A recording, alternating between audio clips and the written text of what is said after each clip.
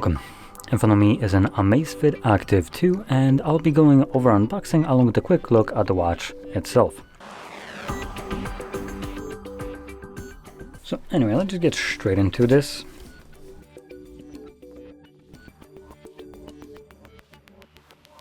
Okay, that's terrible. There we go, finally.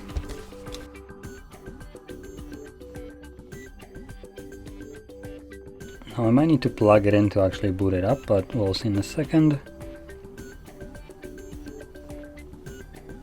Yep, looks to be the case. Oh no, never mind, it's booting up.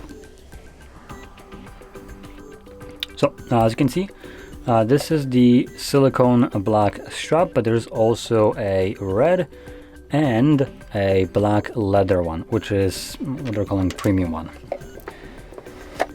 Now in here we also have our charging puck and paperwork. So it is using a little puck that you just place it on, just pretty good. I like that. No plugging or anything like that. The display is pretty good in terms of the size. So this is actually a 1.32 inch display size with a resolution of 466 by 466, putting it at 353 pixels per inch based on AMAZFIT's own website. It has 2 buttons, 5 atmosphere of water resistant, and it looks like we also have a speaker grill right here. Stainless steel bezel, or more like body, I would call it, and polymer middle frame. So this is polymer. We have a standard removable straps with, I believe this is a 20 millimeter separation. Yep, 20 mil. I do have, okay, placed it on the screen by mistake. I do have the Galaxy Watch 7, the small one, and that is using a 20 mil, and this is exactly the same size. Come on, I'm gonna put that back on there. And it looks like it probably will be much easier to just push that in and overshoot it. In terms of the design, the retention brackets that they're using are quite hard to push down on. So there we go. Now, anything else to mention? So it looks like the premium version of this watch actually has a different dimension than the the standard version, which this is. So the premium with the leather strap apparently comes at a weight of 31.5 grams, give or take, and the standard version comes with 29.5 grams.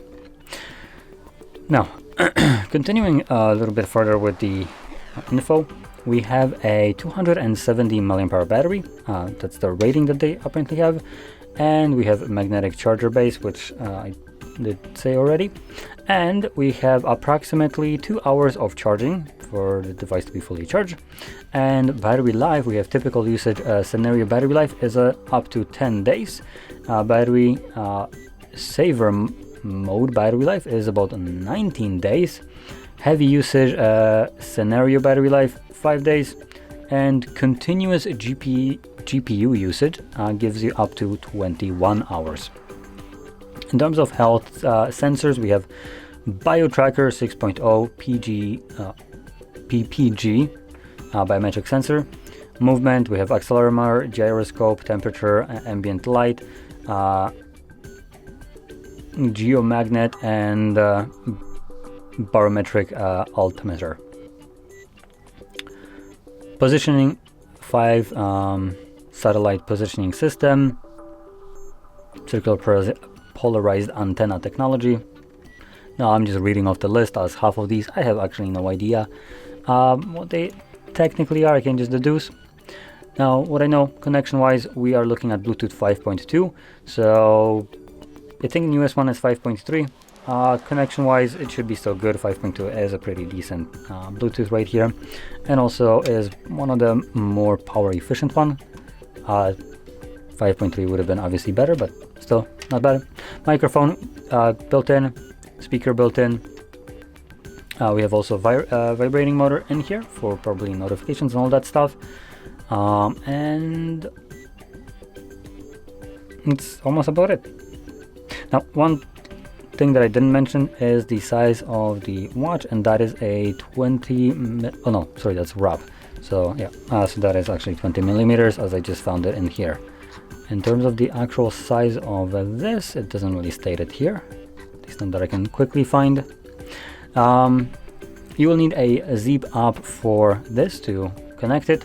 It supports anything from Android 7 up and iOS 14 and up.